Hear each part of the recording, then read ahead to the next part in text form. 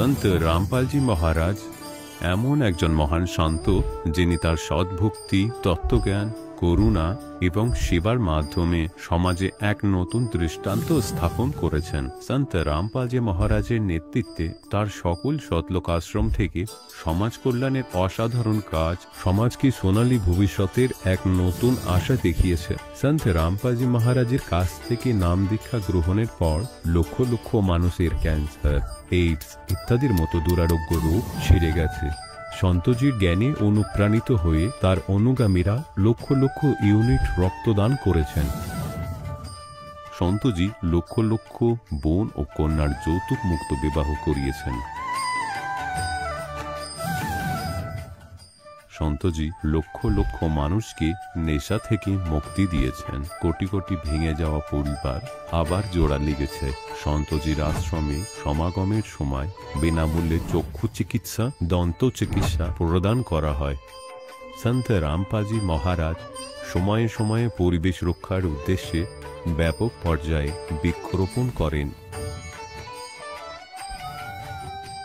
সন্তজি অভাবীদের তাৎক্ষণিক ত্রাণ সরবরাহের জন্য অ্যাম্বুলেন্স পরিষেবা চালু করেছেন।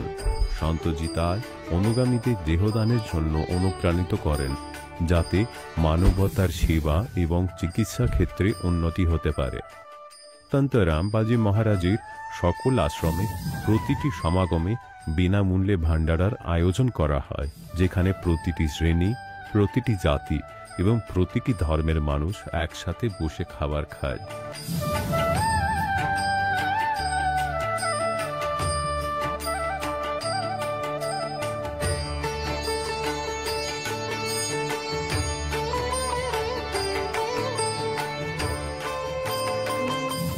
সন্ত রামপালজি মহারাজের অন্নপূর্ণ অভিযান গরিব ও অসহায় মানুষের জীবনে এক নতুন শক্তি ও আশার সঞ্চার করেছে। বাড়ি বাড়ি খাদ্য সামগ্রী এবং প্রয়োজনীয় সাহায্য পৌঁছে দিয়ে সন্ত রামপালজি মহারাজ মানুষকে দুঃখ ও অসহায়তার সঙ্গে লড়াই করার ক্ষমতা দিয়েছেন।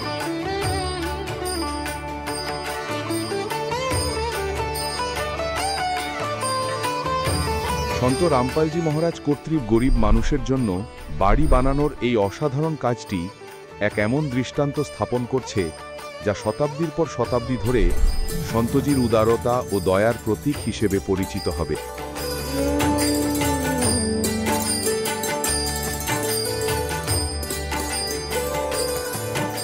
সন্ত রামপালজি মহারাজের আশ্রমে হাজার হাজার বয়স্ক মানুষ সম্মান এবং ভালোবাসার সাথে জীবনযাপনের সুযোগ পান। তাদের খাওয়া, থাকা এবং স্বাস্থ্যের সম্পূর্ণ দায়িত্ব সন্ত রামপালজি মহারাজ গ্রহণ করেন।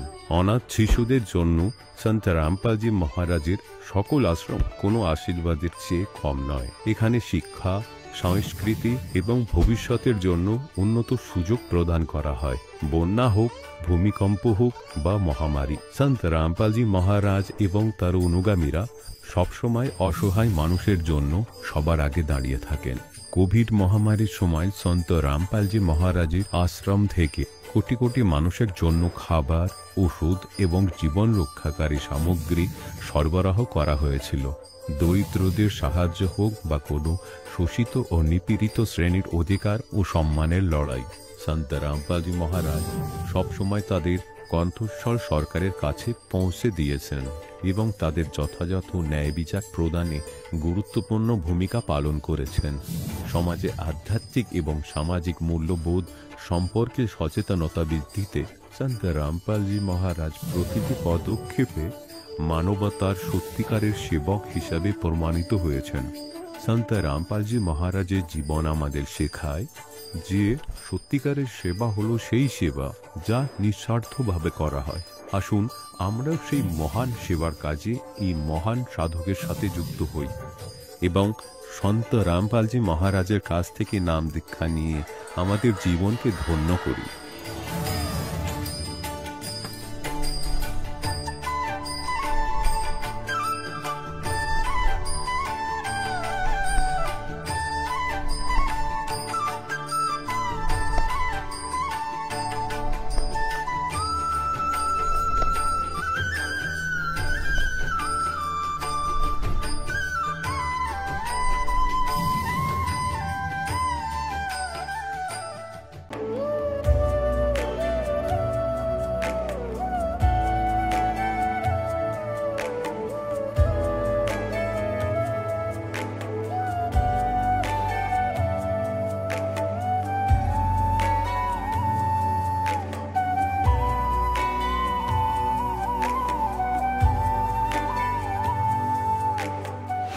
পূর্ণ পরমাত্মা পাপের কর্মদণ্ডকেও নষ্ট করতে পারেন।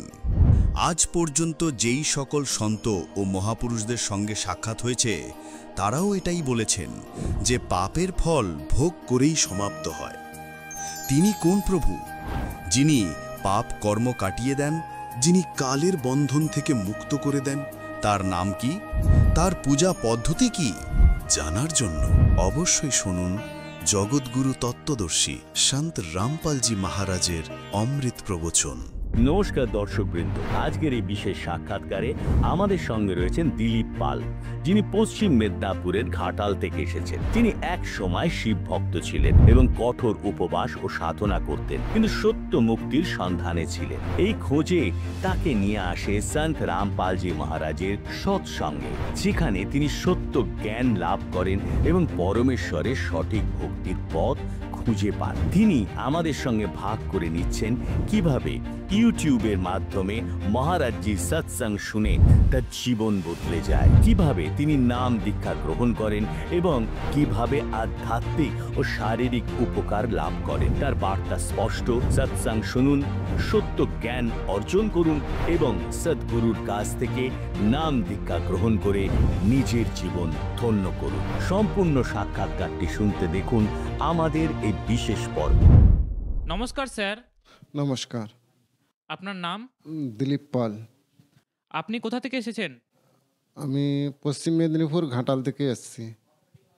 স্যার, সন্ত রামপালজি মহারাজের কাছ থেকে নাম দীক্ষা নেওয়ার আগে আপনি কি কি ভক্তি সাধনা করতেন? আমি সব দেবী দেবতাদেরকে মানতাম। বিশেষ করে আমি শিব ভক্ত ছিলাম, শিবের পূজা করতাম, শিব সাধনা করতাম। এরকম কি নির্জলা উপবাসও করতাম। প্রত্যেক সোমবারকে সোমবার মন্দিরে যেতাম, পূজা করতাম।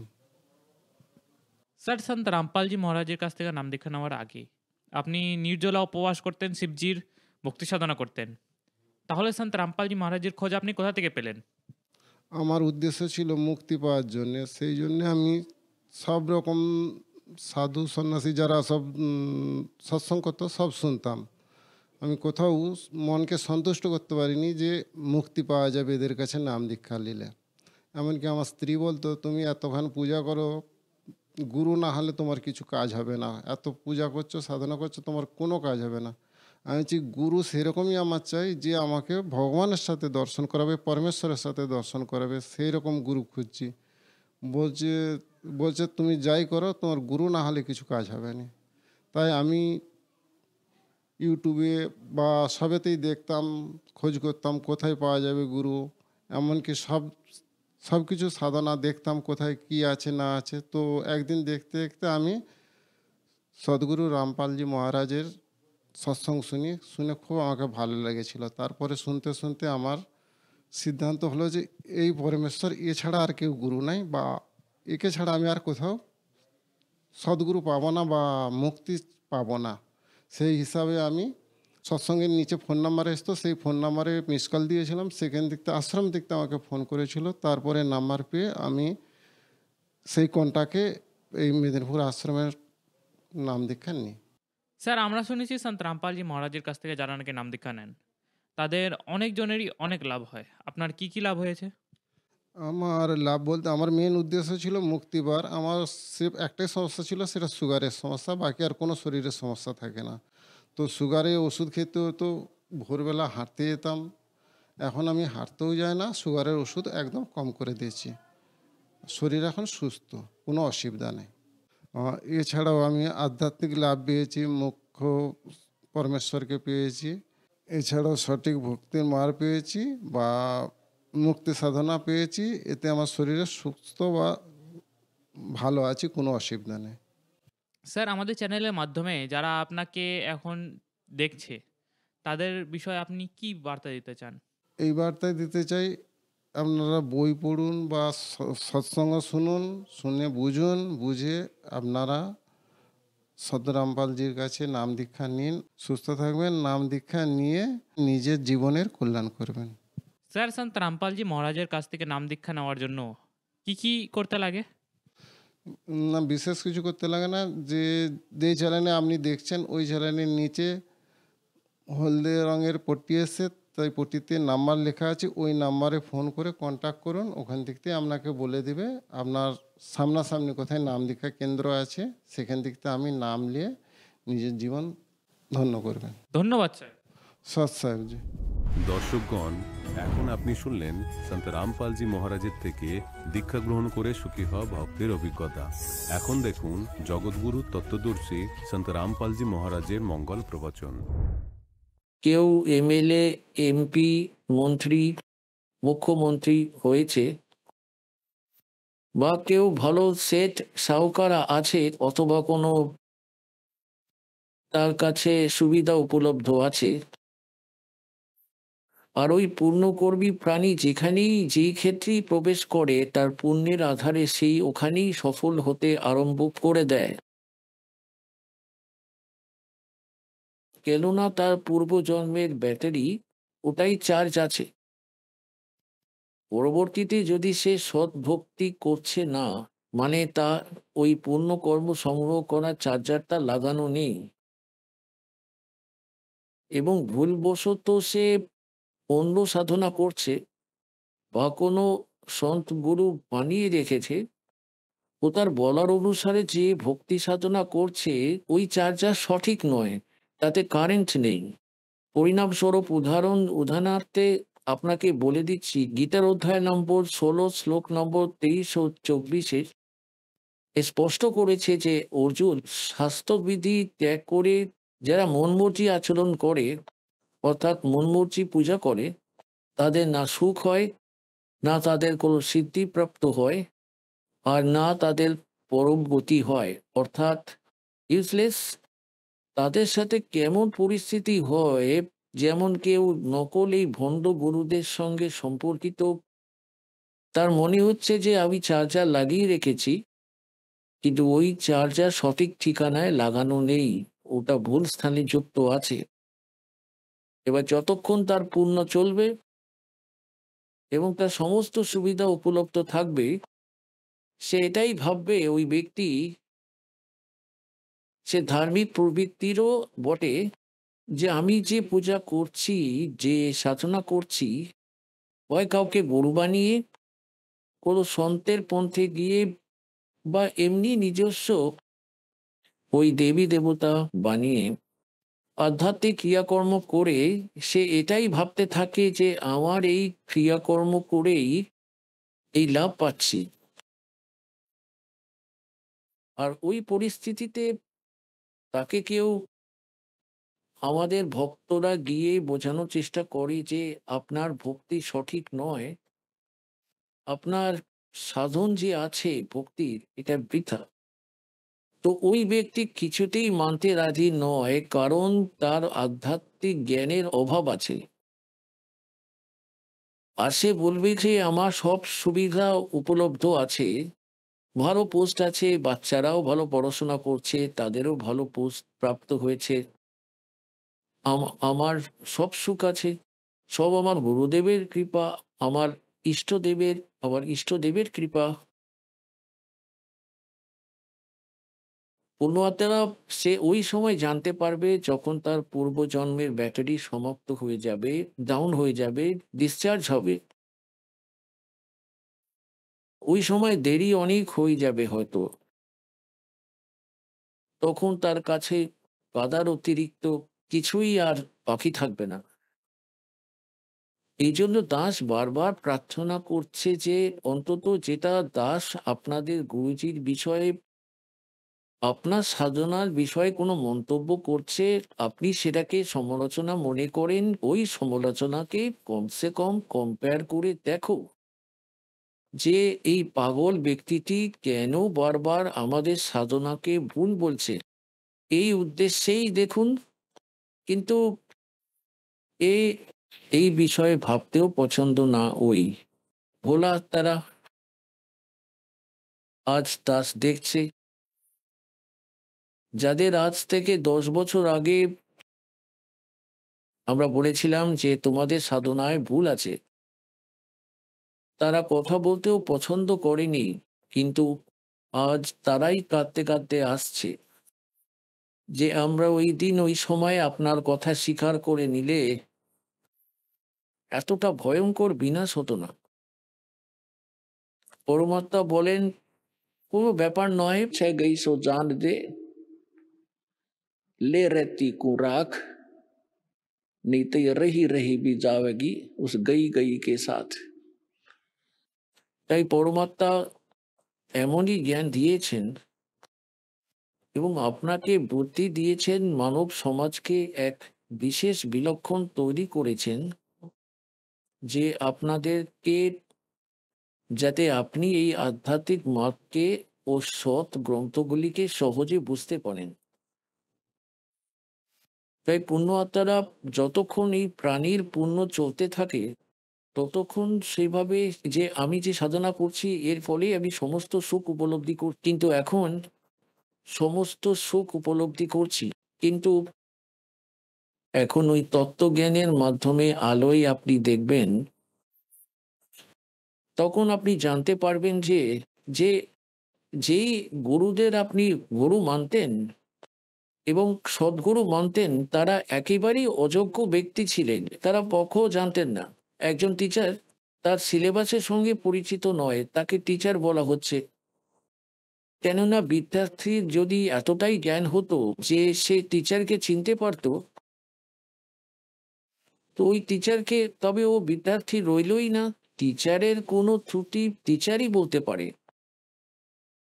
সেই দাসও স্পিরিচুয়াল টিচার, এবং যেই গুরুদের সঙ্গে আপনারা জড়িত তাদেরও আপনারা স্পিরিচুয়াল টিচারই বলেন, আধ্যাত্মিক গুরু বলেন। আর দাস বলে দিচ্ছে যে এরা সব মিথ্যে ও নকল জ্ঞানের প্রচার করছে, এদের কোনো জ্ঞান নেই আধ্যাত্মিক মার্গের। দাসের কোনো শখ নেই, কোনো লালসা ও লোভ নেই, কোনো স্বার্থের বশে তাদেরকে, তাদের জ্ঞানকে বা তাদের সাধনাকে ভুল বলে পরমার্থের কর্ম করছি। যদি কোনো টিচার 2 দুগুণে 6 পড়াচ্ছে বাচ্চাদেরকে এবং সকলে ওটাই বলে খেয়েছে, এবার অন্য টিচার আসে, সে তাদেরকে জিজ্ঞাসা করে 2 দুগুণে কত হয়, 2 যোগ 2 কত হয়, বা 2 গুণ 2 কত হয়, এবং তারা সকলেই একই সুরে বলে ওঠে 2 দুগুণে 6। তখন ওই টিচারের কি কর্তব্য থাকে, যে না বাচ্চারা, 2 গুণে 2 4 হয়, 6 হয় না। অথচ সেই বাচ্চারাও বিরোধ করে যে আমাদের টিচারের অসম্মান করছেন, আপনি তার সমালোচনা করছেন। তো এর সমাধান ঠিক করে হবে? পুণ্যাত্মারা আজ দাসের সঙ্গে ওটাই হচ্ছে। দাস বলছে আপনার টিচার সঠিক নয়, তার সিলেবাসের জ্ঞান নেই, উনি আপনার জীবন নষ্ট করছেন। এবং ওই গুরুদের কাছে দাস বারবার প্রার্থনা করছে যে অন্তত দাস যে আপনার বিষয়ে বলছে সেটা কমসে কম আপনারা তার কিছু প্রতিক্রিয়া তো দিন, যে আমি কেন ভুল বলছি, বা আমি যদি ভুল বলছি তাহলে আপনি বলুন যে আপনি এটা ভুল বলছেন। এরকম তো নেই। তাই এখানে বুদ্ধিমান সমাজকে নিজেই ভাবতে ও বুঝতে হবে। তাদেরকে তাদের নীরবতাই তাদের হার বলে দিচ্ছে, তাদের অজ্ঞানতা প্রমাণ করছে। তাই বুদ্ধিমান সমাজকে বুঝে নেওয়া উচিত এবং এই যথার্থ জ্ঞানকে শীঘ্রই গ্রহণ করা উচিত। পরমাত্মা বলেন যে মানুষ জন্ম দুর্লভ হ্যায়, ये मिले न बारंबार, तरवर से पत्ता टूट गिरे वो बोर न लगता डर। মনুষ্য জন্মের কত মূল্য বলেছেন, একটা নিঃশ্বাসের কত মূল্য। कहता हूँ कहीं जात हूँ, कहूँ बजा के ढोले, श्वास जो खाली जात है ये 3 लोक का मोले। ओए होए। তো পুণ্যবাতারা পরমাত্মা এসে বলেছেন আমাদেরকে যে पीछे लग गया जाऊं था मैं लोक वेद के साथ, रस्ते में सतगुरु मिले है दीपक दे दिया हाथ। যখন আগে এই দাস শিক্ষা গ্রহণ করত, ঠিক আছে, শিক্ষা গ্রহণ সম্পূর্ণ হলো, জুনিয়র ইঞ্জিনিয়ারের ডিপ্লোমা করলাম, সফল হলাম, সার্ভিস প্রাপ্ত হলো, তারপর বিবাহ হলো, সন্তান পুত্র পুত্রী হলো। এবং দাস পূজারী কার ছিল? বজরংবলীর। আর ভগবান কৃষ্ণ, ভগবান শঙ্কর, ভগবান বিষ্ণু যারা ইষ্ট, তো দাস এটাই ভাবতো যে আমার এই ভগবানেরা আমাকে সমস্ত সুখ দিয়েছে।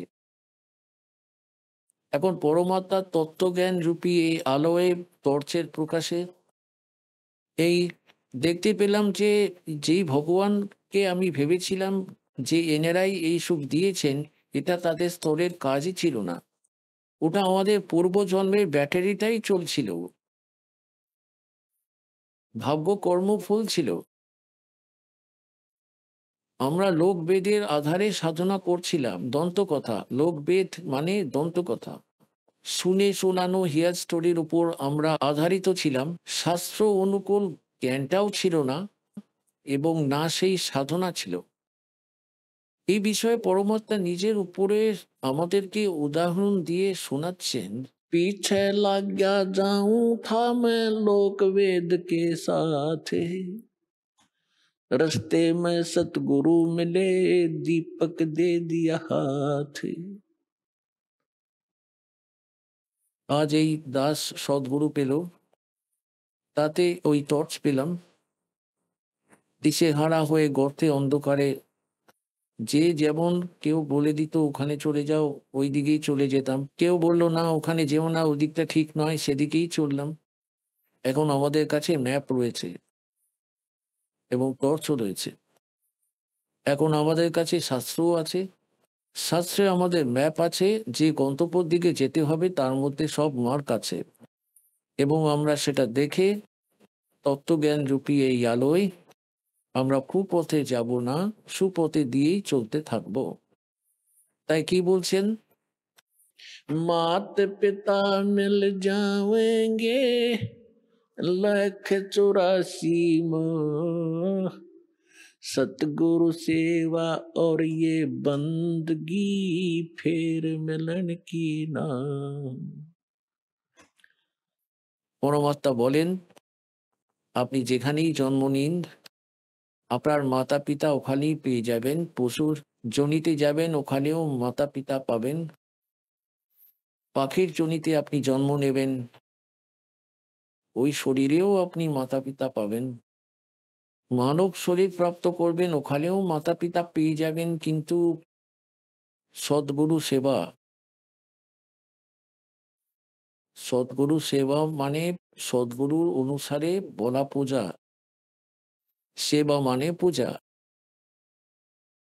এবং সেই ভক্তি যা গুরু বলবেন, সদ্গুরু বলে দেন, বলা হয় ফের মিলেন কিনা।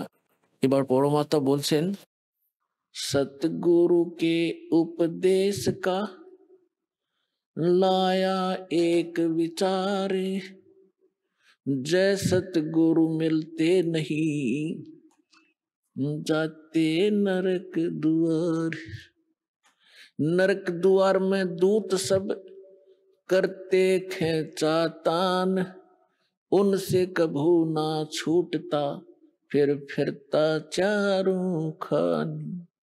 चार खानी में भरमता कभू न लगता पार, सो फेरा सब मिट गया मेरे सतगुरु के उपकार। পরমাত্মা তিনি আমাদের কবির সাহেব, তিনি আমাদের পিতা। পরমাত্মা যার মধ্যে সর্বগুণ সম্পূর্ণ আছে। तमेव माता च पिता तुमेव, तुमेव बंधु च सखा तुमेव, तुमेव विद्या च द्रविण तुमेव, तुमेव सर्व मम देव देव। হে সর্বদেবের দেব, সকল ভগবানের ভগবান, হে পরমেশ্বর, আপনি মাতার গুণ রাখেন, আপনি পিতারও গুণ রাখেন, প্রকৃত ভাইও আপনি, প্রকৃত সাথীও আপনি, এবং আমাদের ধন আপনি। कबीर और सब जग निर्धना, धनवंता ना कोई, धनवंता सो जानियो, जिस पर राम नाम धन होए। তাই এখানে কি বলছেন পরমাত্মা? ওই পরমাত্মা যেমন শ্রদ্ধেয় রামানন্দ, স্বামী রামানন্দজিকে পরমাত্মা মেলেন, 104 বছরের বৃদ্ধ ছিলেন এবং বড়ই বিদ্বান, সুপ্রসিদ্ধ ছিলেন, 4 বেদ কণ্ঠস্থ মুখস্থ করে রেখেছিলেন। গীতার সমস্ত শ্লোক তার আঙ্গুলের ডগায় ছিল, পুরাণের মর্মজ্ঞ বলে চিনত, উপনিষদের ওর বড় বিদ্বান বলা হতো। 104 বছরের আয়ু হয়ে গেছিল যখন পরমাত্মা লীলাময় আয়ুতে 5 বছরের ছিলেন। ওই 5 বছরের বালক 104 বছরের বৃদ্ধকে জ্ঞানের মধ্যে হার মানিয়ে দিল। পরমাত্মা একটাই প্রশ্ন করেছিল স্বামী রামানন্দ জিকে, कि कौन ब्रह्मा का पिता है और कौन विष्णु की माँ, शंकर का दादा कौन है, पंडित जी दे बता। রামানন্দ জি বলতে লাগলেন যে কি যাতা বলছো, এনাদের কোনো মাতা পিতা নেই, তারা স্বয়ংভূ। পরমাত্মা বললেন,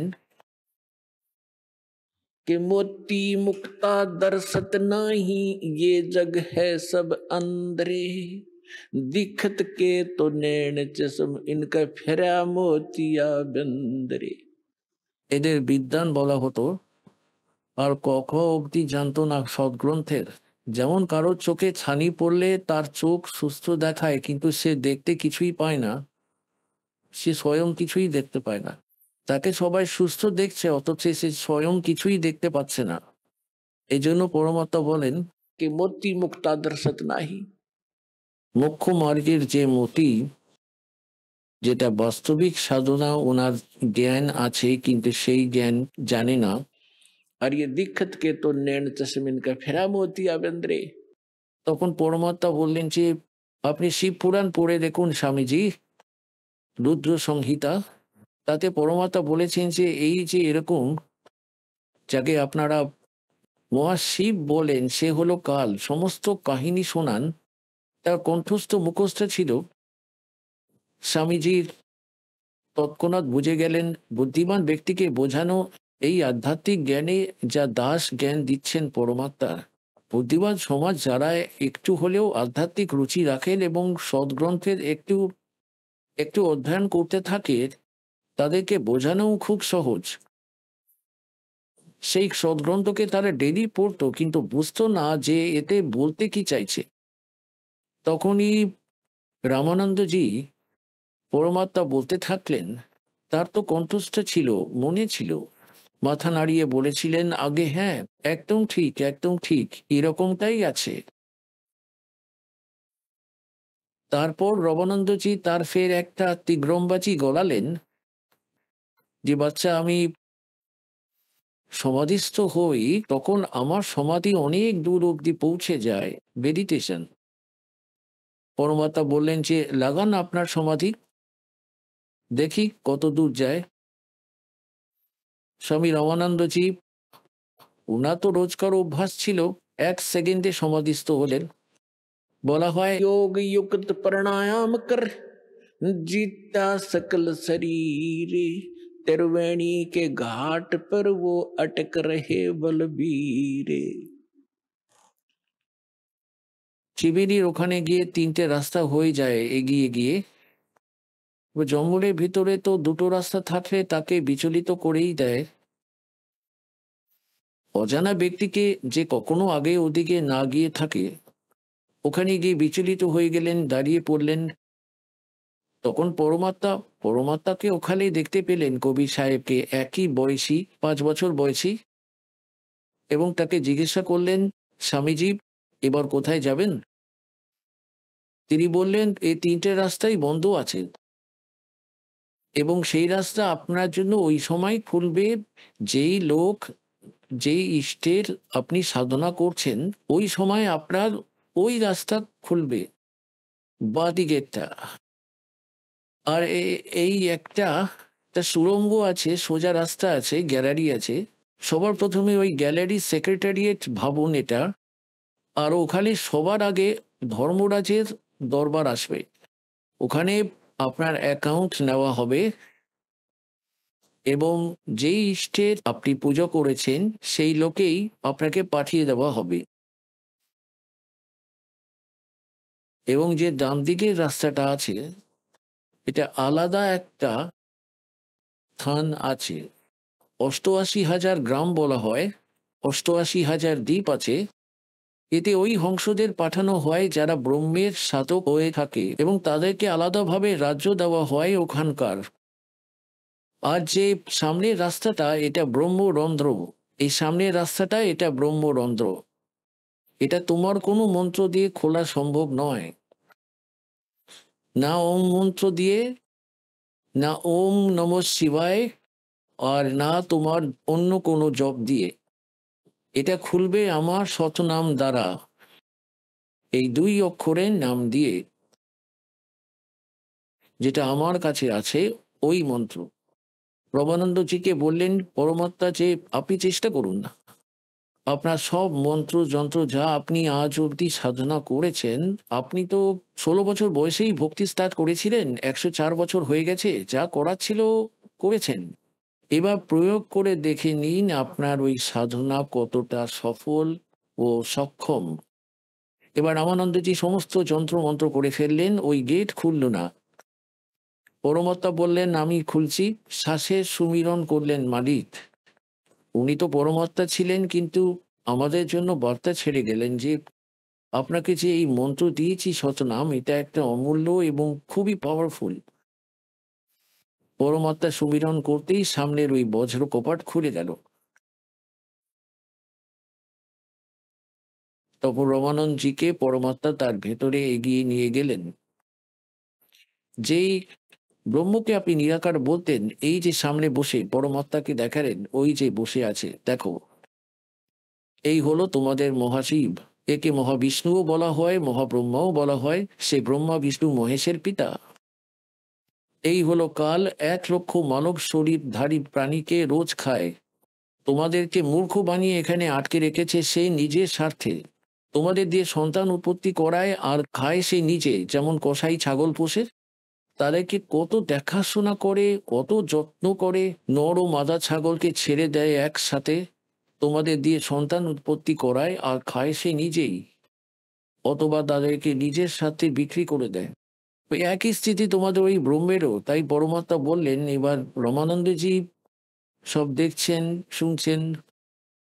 তারপর পরমাত্মা তাকে ১১তম দ্বার দিয়ে বার করলেন, যেখানে অক্ষর পুরুষ লোক আরম্ভ হয়। অক্ষর পুরুষের ৭ সংখ্যা ব্রহ্মাণ্ড পার করে পরমাত্মা পৌঁছলেন ১২ নম্বর দ্বারে, যেখানে ভবর গুহ আছে। আর সেটাকে পার করে সত্রকে প্রবেশ করলেন। ওখানে গিয়ে কি দেখলেন রমানন্দজি? পরমাত্মা সত্যপুরুষ সিংহাসনের উপর বিরাজমান, গদির উপরে। মাথার ওপর ছত্র আছে, একটা মুকুট আছে সাদা, এবং একটা বড় মন্দিরের মতো গম্বুজের মধ্যে তার মাঝখানে পরমাত্মা বিরাজমান আছে। উনার এক রোমকূপে কোটি সূর্য মিলিয়ে দিন, কোটি চন্দ্র, এত আলোকিত তার ছবি পরমাত্মার। সম্পূর্ণ শরীরের কত হবে কল্পনা করতে পারেন। কবি সাহেব ৫ বছরের বালকের রূপে চামরটি তুললেন, যেটা ওখানেই ছিল, এবং যিনি সিংহাসনের উপর বসেছিলেন পরমাত্মা তার উপর চামর করতে লাগলেন, যেন এক সেবক। এখানেই তো গুরুজির উপর করা হয়, এভাবেই করছিল। এবার আবানন্দজি ভাবতে লাগলেন, কবির এখানকার কোনো গণ হয়তো দেবতা। আর সত্যিই তো অমর পুরুষ তো এখানেই বসে আছেন গদির ওপর সিংহাসনে। এর মধ্যে কি হলো, অমর পুরুষকে দেখলেও উনি দাঁড়িয়ে পড়লেন এবং ৫ বছরের বালককে কররুদ্ধ হয়ে সংকেত করলেন যে বসুন, গ্রহণ করুন আপনার সিংহাসন। তখন কবির সাহেব ওই সিংহাসনের ওপর লাফ দিয়ে বসলেন এবং চামর ওই পরমাত্মা করতে লাগলেন ওই বালককে, যিনি অনন্ত কোটি ব্রহ্মাণ্ডের সিংহাসনের উপর শিশুরূপে পরমাত্মা বিরাজমান হলেন কবিরজিকে। এবার উনি বয়স্ক স্বামী, রামানন্দজি হতভম্ব হয়ে গেলেন যে ভগবানকে তাহলে এর মধ্যে। ইতিমধ্যে ওই তেজময় শরীর যাকে পরমাত্মা মনে করেছিলেন রামানন্দজি, ওই 5 বছরের বালকের মধ্যে মিলিয়ে গেলেন। কেবল কবির পরমাত্মা 5 বছরের বালক অনন্ত কোটি ব্রহ্মাণ্ডের কন্ট্রোলারের সিংহাসনের উপর বিরাজমান ছিলেন। তখন পরমাত্মা বললেন, রামানন্দজি, हम ही अलख अला हैं, कुतुब गोस और पीरे, गरीबदास खालक धनी, हमरा नाम कबीरे। ए स्वामी सृष्टा में सृष्टि हमारे तीरे, दास गरीब अधर बसू हूँ अवगत सत कबीरे। যখন পরমাত্মা আগে এই বার্তালাপ করেন রামানন্দজির সঙ্গে, ওই সময় আবারও বললেন, রামানন্দজি গদগদ হয়ে গেল যে আমায় তো সহজে ভগবান মিললেন, আর 104 বছর হয়ে গেল আমি বোঝা বইছি এখনো অবধি। তো পরমাত্মা বললেন যে যাও স্বামীজি, ফিরে যাও। এটা বলা মাত্রই খুব বেগে স্বামীজির আত্মা শরীরে চলে এলো। আর হঠাৎ এভাবে দেখলেন সামনে, তো সামনে ওই চেহারা, ওই মূর্তি, 5 বছরের বালক সামনে বসে। চরণে পড়ে গেলেন। 104 বছর বয়সী বিদ্বান ভাবত নিজেকে বিনা জ্ঞান এইভাবে বোঝা হয়ে বেড়ায় প্রাণী। সারা দুনিয়ায় মহিমা ছিল, 1400 ঋষি শিষ্য বানিয়েছিলেন যারা তার জ্ঞানের প্রচার করতেন। পুণ্যাত্মারা ব্রাহ্মণ সেই হয়, বলছেন ব্রাহ্মণ সৈজ ব্রহ্ম পেছানে। আর পরমাত্মা পিপাসু আত্মারা সমাজ দেখেলা, যারা সমাজের দিকে তাকিয়ে চলবে সে ভক্তি করতে পারবে না, আর না সে উপলব্ধি করতে পারবে। একদিকে তো পুরো প্রভুত্ব, স্বামীপনা, তার 1400 ঋষি তার চরণে দণ্ডবোধ প্রণাম করত ও জনতা তার জ্ঞান শুনত। আর অন্যদিকে ভগবান দাঁড়িয়ে, ভগবান কোন রূপে? জলরূপে, তাঁতি শূদ্র রূপে। আর তিনি ওই সময় স্বর্ণ জাতির ব্রাহ্মণ বর্ণের, আর ব্রাহ্মণরা তো কাপড়ও ঠেকাতে দিত না শূদ্রদের। একেই বিদ্বান বলা হয়। कहते वक्त पड़े सौदा करे আর কোঠে ডারে জ্ঞান। চুলোয় যাক এমন নকল জ্ঞান আর এইরকম মহিমা। ভগবান যার জন্য ঘুরে বেড়াচ্ছি উনি সামনেই দাঁড়িয়ে, না উনি সমাজকে দেখলেন, না নিজের মহিমা দেখলেন, আর চরণে পড়ে গেলেন। 104 বছরের বালক। তারপর কি বললেন? तुम साहेब तुम संत हो, तुम सतगुरु तुम हंस, गरीब दास तेरे रूप बिना और न दूजा अंश। दोहू ठोड़ है एक तू, भया एक से दो, गरीब दास हम कारणे तुम आए हो मगजो। बोलत रामानंद जी सुनो कबीर करतार, गरीब दास सब रूप के तुम ही सृजनहार। গরিবদাসজির নাম এখানে এই প্রসঙ্গে আসে, যেমন তুলসীদাসজি রামায়ণ পুনরায় লিখলেন যথার্থ, তাই তুলসীদাসজির নাম আছে এইভাবে। গরিবদাসজি মহারাজ পরমাত্মার সঙ্গে পরিচিত হওয়ার পর, সতলোক সচককে দেখার পর পরমেশ্বরের ওই মহিমা পূর্বের ও বর্তমানের দুটোই বলেন ও লেখালেন, যে কারণে তার নাম এর সঙ্গে বলা হয়।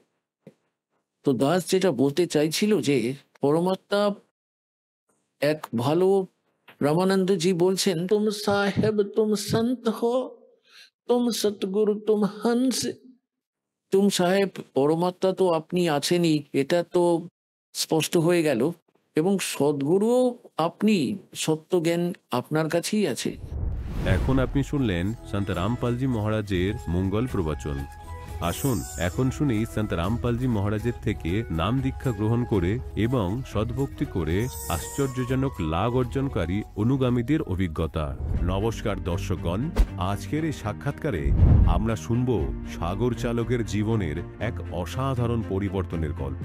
তিনি একসময় ছিলেন একনিষ্ঠ শিবভক্ত, কিন্তু নেশা ও অশান্তির অন্ধকারে ডুবেছিলেন। তবে তার জীবন নতুন মোড় নেয় যখন তিনি সন্ত রামপালজি মহারাজের সৎসঙ্গ শুনতে শুরু করেন। সৎসঙ্গের জ্ঞান ও প্রমাণ সমৃদ্ধ ব্যাখ্যা তার বিশ্বাসকে গভীরভাবে নাড়া দেয়। ধীরে ধীরে তিনি নেশা ছাড়েন, জীবনে শান্তি ও সমৃদ্ধি ফিরে পান এবং শেষ পর্যন্ত সন্ত রামপালজি মহারাজের শরণ গ্রহণ করেন। আজ তিনি নিজের অভিজ্ঞতা শেয়ার করছেন, যাতে আরো অনেক মানুষ সত্য পথ খুঁজে পায়। চলুন শুনি তার বাস্তব অভিজ্ঞতার কথা। নমস্কার স্যার। নমস্কার। স্যার আপনি আপনার নাম কি? সাগর চালক। আপনি কোথা থেকে এসেছেন স্যার? গ্রাম শালচাত্রী, ঝাড়গ্রাম ডিস্ট্রিক্ট। আচ্ছা, আপনি সন্ত রামপালজি মহারাজের নাম দীক্ষা কত সালে নিয়েছেন? 2021 সালে 2 মাসে। আচ্ছা, আপনি সন্ত রামপালজি মহারাজের স্মরণে আসার আগে কি ভক্তি বা সাধনা বা পূজা করতেন? সন্ত রামপালজি মহারাজের ভক্তির আগে আমি খুব শিব ভক্ত ছিলাম। মানে জল ঢালা বলো, তারকেশ্বরে কাউরিলিয়ে যাওয়া এবং শিবরাত্রি পালন করা, মানে পূজা পাশা শিবের এরকম করতাম আর কি। ভক্তি খুব করতাম, শিবের ভক্তি খুব। আচ্ছা, আপনি বললেন আগে আপনি শিব পূজা করতেন, তো এখন আপনি সন্ত রামপালজি মহারাজের স্মরণে কি করে আসলেন? সন্ত রামপাল মহারাজের স্মরণে আসার কারণ, মানে আমি তো শিব ভক্ত ছিলাম, তো সেই কারণে আমি প্রচুর নেশা করতাম আর কি। নেশা বলতে গাঁজা নেশা খুব বেশি করতাম। তো প্রতিদিন আমার মানে 5 চিলিম 6 চিলিম গাঁজা লাগতো। তো আমি মানে পেশায় ড্রাইভার ছিলাম, তো এই কারণে আমি সারাদিন গাড়ি চালাতাম, আর রাত্রে যখন বাড়ি যেতাম তখন বাড়ি গিয়ে সব কিছু বাজারপত্র বাড়িতে রেখে দিয়ে আর গাঁজা আর চিলিম নিয়ে আমি খুব বাইরে একটু বেরিয়ে আসতাম ফাঁকের দিকে। তো ওইখানে এসে আমি বসে মোবাইল চালু করে আর শিবের লীলা টিলা এই সকল দেখতাম আর কি, আর গাঁজা খেতাম। তো খাতে খাতে হঠাৎ একদিন সন্ত রামপাল মহারাজের সৎসঙ্গ আমার মোবাইলে আসে। আসার পরে সন্ত রামপালজি মহারাজ বলেন সৎসঙ্গে যে কে ব্রহ্মার বিষ্ণুর মাতা পিতা, কে শিবের ঠাকুর দাদা, এসব বলার পরে আমি অবাক হয়ে যাই, এইভাবে হয় নাকি। আমি ভিডিওটা দেখি না, ভিডিওটা আমি পার করে দিই। পার করে দেওয়ার পর আমি অন্য কিছু দেখার চেষ্টা করি, কিন্তু অন্য কিছু দেখলেও আমার মনটা কিন্তু সন্ত রামপাল মহারাজের যে উনি যে বললেন যে ব্রহ্মা বিষ্ণুর মহেশের মাতা পিতা ঠাকুরদাকে, তো ওইটা আমার প্রেরণা হচ্ছে ভিতরে মনের মধ্যে যে না, উনি যে বললেন তো ওনার একটুকু উনি কি বলছেন ওনারটা একটু শোনার আছে। কিন্তু এই কথা তো কখন আমরা শুনি না যে ব্রহ্মা বিষ্ণু মহেশ্বরের মানে ঠাকুর দাদা মানে বাবা মা আছে। তো মনে হলো না, আমার ওই ব্যক্তির কথাটা একটু শোনা দরকার আছে। সেই ভিডিওটা আমি আবার নিচে টেনে আনি, এনে আর সন্ত রামপাল মহারাজের সৎসঙ্গটা চালু করে দিই। এবার চালু করে দেওয়ার পরে দেখছি যে উনি সৎসঙ্গ করছেন, আর আমাদের যত হিন্দু সমাজের ধর্মশাস্ত্র গ্রন্থ আছে, যেন শিব পুরাণ, দেবী পুরাণ, এই সকল পুরাণ উনি খুলে খুলে একটা একটা পৃষ্ঠাকে আঙ্গুল দিয়ে দেখিয়েছে যে দেখো এইখানে এরকম লেখা আছে, এখানে এরকম লেখা আছে, এখানে এখানে এইসব লেখা আছে। আর আমাদের যে ধর্মগুরুরা আছে ওনারা জানেই না, এসব বই ওনারা ঘাঁটে না কখনো। আর আমি যদি মিথ্যা কথা বলছি তাহলে আপনারা এই বই অর্ডার করে পড়ে দেখে নিতে পারেন। হ্যাঁ, তখন আমারও তো বিশ্বাস হলো যে হ্যাঁ, ইনি তো সত্যি কথাই বলছেন, যেহেতু আমাদের ধর্মশাস্ত্র গ্রন্থের বইয়ের মধ্যে উনি এইসব দেখাচ্ছেন। আমারও বিশ্বাস হলো যে না, উনি ঠিকই বলছেন। তাই আমি সৎসঙ্গ দেখলি, সেদিন দেখার পরে আমাকে খুবই ভালো লাগলো। আর ভালো লাগার পরে আমি এই সৎসঙ্গে যে লাইক আছে লাইক করলাম, সাবস্ক্রাইব করলাম, কমেন্ট করলাম, করার পরে আমি ছেড়ে দিলাম। ছেড়ে দেওয়ার পর প্রতিদিন একটা করে সৎসঙ্গ আসে সন্ত রামপাল মহারাজজির। তো আমি প্রতিদিন একটা করে সৎসঙ্গ দেখতে থাকি। তো হঠাৎ একদিন শিশির রচনা চলে আসে। তো শিশির রচনা যখন আসে, তো শিশির রচনাও খুব মানে মন যোগ দিয়ে দেখি সন্ত রামপাল মহারাজের। তো দেখার পর আমি শিশির রচনাটা 3 ঘন্টার মানে ওটা সৎসঙ্গ, তো আমি 3 ঘন্টাতে আমি ওটা শেষ করতে পারি না। তো হাফ দেখেছি, আর হাফ আমি মানে আমার বন্ধ করে রেখে আর আমি আমার বন্ধুকে ওই ভিডিওটা শেয়ার করে দিই এই কারণেই যে আমি কালকে আবার হাফ দেখব। তো যে ভিডিওটা যদি চলে যায় আমি খুঁজে পাবো না, এই কারণে আমি আমার বন্ধুকে শেয়ার করি। এবার শেয়ার করার পরে তারপর দুসরা দিন আমি ওই ভিডিওটা ওই রাত 9টার সময় গাঁজা চিলিম নিয়ে আবার বসে আবার এখানে দেখি। আবার দেখে পরে যখন এই সৃষ্টি রচনা সম্পূর্ণ আমি দেখলাম, দেখার পরে আমাকে মানে কি বলবো যে ভিতর থেকে একটা মনের মধ্যে একটা কান্না টাইপের ভাব আমার শরীরে এলো, চোখে মুখে জল চলে এলো যে না, ইনি যে বলছেন সন্ত রামপাল মহারাজজি, ইনি তো সত্যিই বলছেন। এসব জ্ঞান তো কখনো আমরা শুনিই না।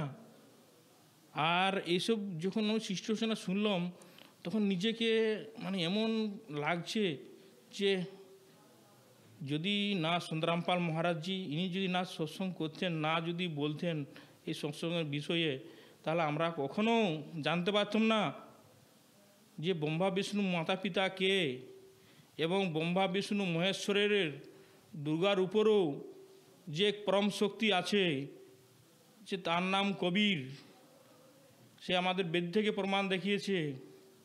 তো এ সকল দেখার পরে আমিও বাস্তবেই অবাক হয়ে পড়ি, আর আমার মানে ওই সৎসঙ্গ দেখার পরে খুব মানে ইচ্ছুক হই যে হ্যাঁ, যে এই পৃথিবীতে কিংবা এই ব্রহ্মাণ্ডে যদি সৎসঙ্গ মানে করছে তো সন্ত রামপাল মহারাজই সৎসঙ্গ করছেন। আর অন্য যে মানে গুরু আছে এসব বন্ডব, ইনারা কখনো আজ অবধি শাস্ত্র খুলে দেখায়নি, কেউ দেখায়নি আজকে যে।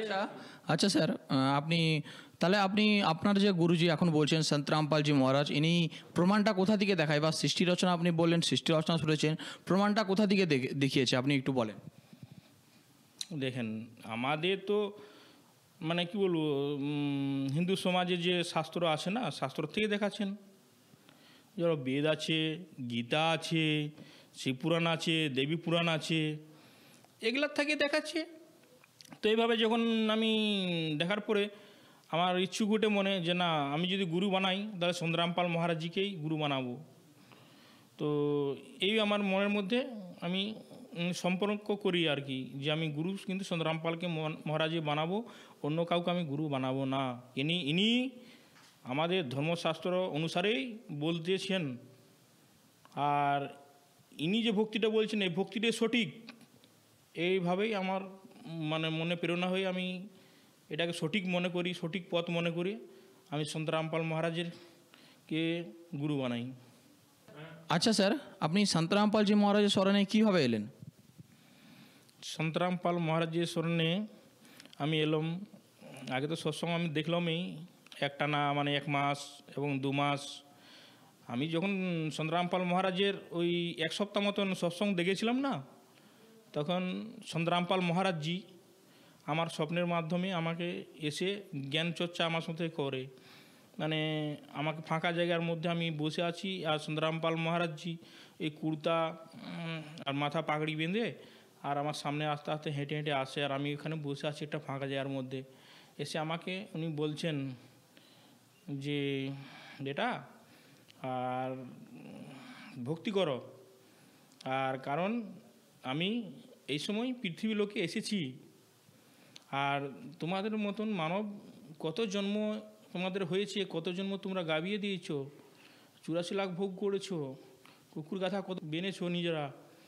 আর মানুষ জন্ম এই কারণেই পাই যে সৎভক্তি করে সৎলোক চলে যাবে এবং মুখ্য লাভ মানে করার জন্যে, কিন্তু এই মানুষ কখনো বুঝতে চায়নি, আর এই সকল সৎভক্তি করতে চায়নি, বললেও কেউ বুঝতে চায়নি। তো আমি এই পৃথিবীর লোকে এই সময় এসেছি, আমার স্মরণে চলে আসো, তোমাকে আমি এমন একটাই স্থান আছে যেখানে মানুষ গেলে কখনো মানে জন্ম হলে একবার মৃত্যু হয় না। ওইখানে না আছে বুড়াপা, না আছে রোগ, না আছে জ্বালা, না কিছু। ওইখানে শুধু সুখ আর সুখ।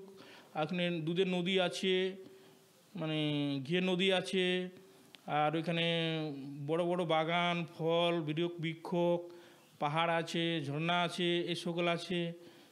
তো এইভাবে আমাকে এসে বুঝিয়েছে। তো আমি তো নিজেই জানতাম না যে সতলোক কোথায়। তো আমি বলি হ্যাঁ এরকম কিছু আছে, বলছে হ্যাঁ বাবা সেখানে অমর লোক আছে যেখানে কখনো মৃত্যু হয় না কারো। তো এসব বুঝাবার পরে আমি ওনার কিনে সম্পর্ক করি নিজের থেকে যে হ্যাঁ আমি আপনাকে দণ্ডায়মান প্রণাম করে ওনাকে বলি যে হ্যাঁ গুরুজি, আমি তোমাকে তোমার শরণে যেতে চাই। তখন বললে হ্যাঁ বাবা তুমি আসো। তো এইভাবে বলার পরে আমার স্বপ্ন ভেঙে যায়। ভেঙে যাওয়ার পরে আমি উঠে আমার বউকে বলি, জানো সন্ত রামপাল মহারাজ আমার স্বপ্নে এসেছিল আর আমাকে এই সকল বলছে যে ওই একটা লোক আছে সতলোক বলে, আর ওইখানে না কখনো গেলে মৃত্যু হয় না।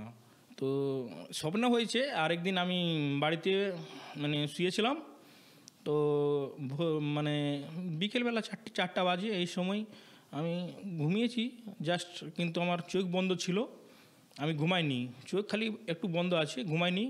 কিন্তু সেদিনও আমার সরাসরি সন্ত রামপাল মহারাজ আমার সামনে এসে প্রকট হয়ে যান। তো হয়ে আমাকে বলেন, বেটা তুমি কবে যাবে দীক্ষা নিতে? তো আমি বলি যাব। তো বলছে না চলো, টাইম খুব জলদি পেরিয়ে যাচ্ছে, শীঘ্রই মানে সময় চলে যাচ্ছে, তুমি কবে যাবে?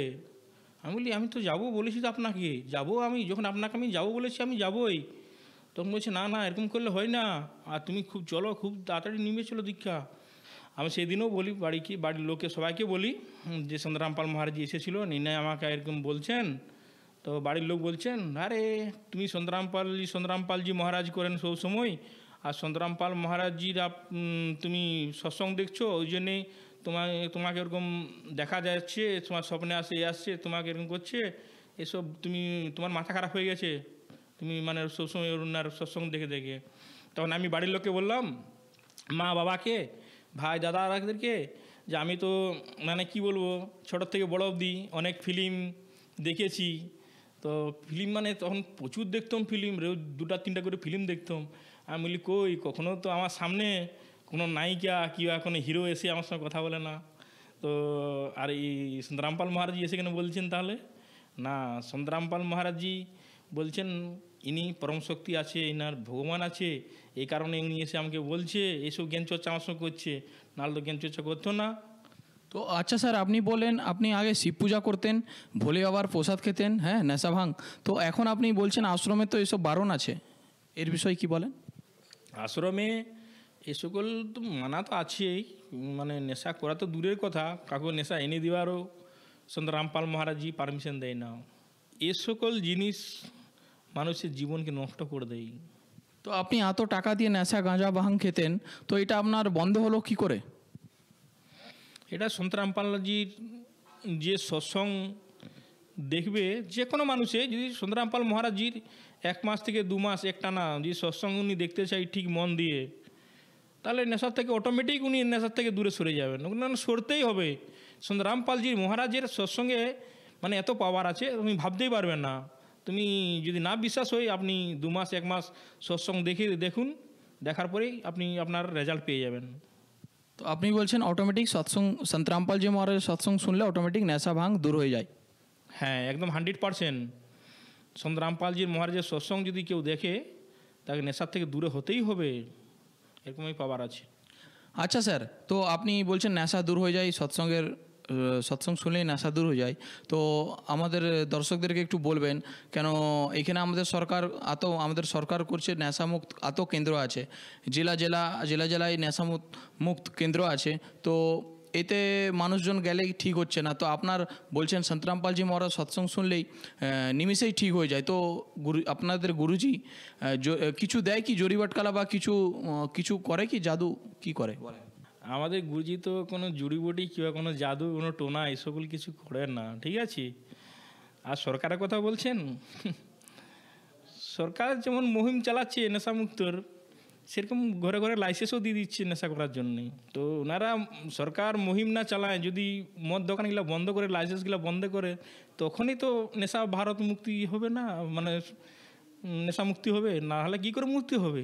ওনারা একদিক থেকে বলছেন আমরা নেশামুক্তি মহন চালাচ্ছি, আর একদিকের থেকে মানে কাউকেও লাইসেন্স দিয়ে দিচ্ছে, তাহলে এভাবে কি নেশা বন্ধ করা যায়? এভাবে বন্ধ করা যায় না। আর সন্ত রামপাল মহারাজের কথা বলছেন, সন্ত রামপাল মহারাজজি যে সৎসঙ্গে যে আমাদের শাস্ত্র গ্রন্থ ধর্মগ্রহণ থেকে উনি যেটা বলছেন যে 1 প্যাক যদি কোনো ব্যক্তি মদ খেলেই তাকে 70 জনম কুত্তা যোনিতে জন্মাতে হবে।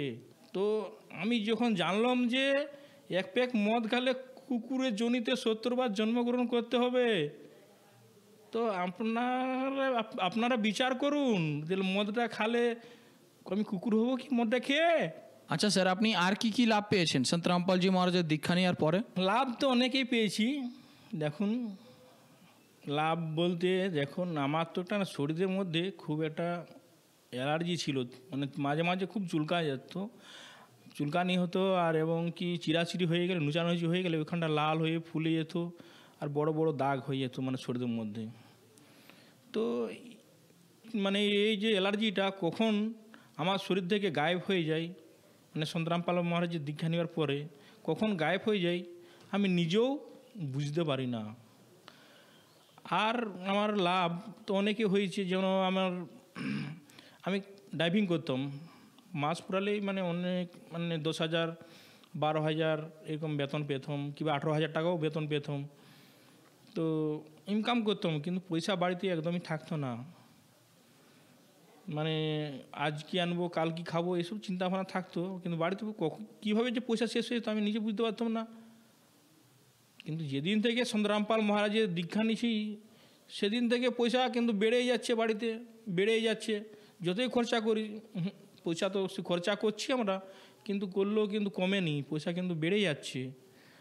আর মানে আজকে আমি তো গাড়ি চালাতাম মানে 8-10 বছর, সে যে পয়সা 8-10 বছর আমি যেটা জমাতে পারিনি, আমি সন্ত রামপাল মহারাজের দীক্ষা নিয়ে 4 বছরে তার থেকে 3 গুণ টাকা আমার কিনে জমা হয়ে গেছে। এখন আপনি মানে কি বলবো আপনাকে, যে আমি যদি মনে করি একটা মানে 1 বিঘা জায়গাও কিনতে পারি, কিংবা একটা 4 চাকা গাড়িও কিনতে পারি। এইভাবে মালিকের দয়াতে এইভাবে মানে লাভ পেয়েছি। তো আপনি বলছেন সন্ত রামপালজি মহারাজের দীক্ষা নেওয়ার পরে পরিস্থিতি অনেক খুব ভালো হয়েছে, খুবই ভালো। তো আর কি কি লাভ হয়েছে বলেন? লাভ তো অনেকেই পেয়েছি দাদা, আপনাকে কি বলবো, আপনি যে আপনাকে যদি বলি সন্ধ্যা থেকে মানে সকাল থেকে বললে সন্ধ্যা হয়ে যাবে, রাত হয়ে যাবে, এতই লাভ পেয়েছি। তাও আমরা মানে মোটা একটা লাভ বলে দিচ্ছি আপনাকে। তো আপনি আমাদের দর্শকদেরকে আর কিছু বার্তা দিতে চান? দেখো, আমি তো দর্শককে বার্তা দিতে পারি না, কিন্তু আমি হাত জোড়ো করে প্রার্থনা করতে পারি। দেখুন, আমার যে আজ এত মানে সুবিধার মধ্যে আমি ছিলাম, এই অসুবিধারগুলা থেকে, যেমন নেশা থেকে বলো, অশান্তি থেকে বলো, আর ওই শরীরের বিমারি বলো, তো এই সকল যদি লাভ এই ভাই আমাদের বোনে যত সব ভাই বোনরা আছে ইনারা, কিংবা জগতের যে আছে সবাই, ইনারা যদি এইসব লাভ নিতে চান তো সন্ত রামপাল মহারাজের শরণে আসুন আর সদ্ভক্তি করে দেখুন। সন্ত রামপাল মহারাজজির বইও পাওয়া যাচ্ছে, জ্ঞানগঙ্গা এবং জীবনের পথ, গীতা তোমার জ্ঞানমৃত, এই বইলা পড়ে একটুকু আপনারা দেখুন যে আমাদের যত ধর্মশাস্ত্র আছে ওনার সঙ্গে মিলান করুন। এগুলাতে সন্ত রামপাল মহারাজজি একটুকু ভুল বলেন না আর ভুল লেখেন না, বইয়ে একদম প্রুফ করা আছে। আপনি মিলাই নিন, মিলাবার পরে পড়ে আপনি ভালো করে যাচাই করে নিন, যাচাই করে নেওয়ার পরে আপনারা সন্ত রামপাল মহারাজের নাম দীক্ষা নিন। আপনারাও এরকম সুখী হবেন, কিংবা রোগ থেকে মুক্তি হবেন, অশান্তি থেকে শান্তি পাবেন এবং নিজের জীবন কল্যাণ করুন। আচ্ছা স্যার, আপনারা তো সময় দেওয়ার জন্য ধন্যবাদ। নমস্কার।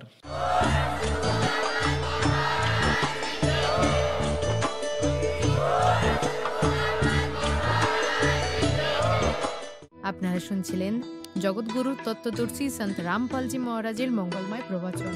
অধিক তথ্য জানার জন্য ভিজিট করুন আমাদের ওয়েবসাইট www.jagatgururampalji.org। সন্ত রামপালজি মহারাজের শুভাশীর্বাদে সম্পূর্ণ বিশ্বে 500-এরও অধিক নাম দীক্ষা কেন্দ্র আছে, যেখানে সন্ত রামপালজি মহারাজের দ্বারা অনলাইনে সম্পূর্ণ বিনামূল্যে নাম দীক্ষা দেওয়া হচ্ছে। আপনার নিকটবর্তী নাম দীক্ষা কেন্দ্রের ঠিকানা জানার জন্য যোগাযোগ করুন 918882914911।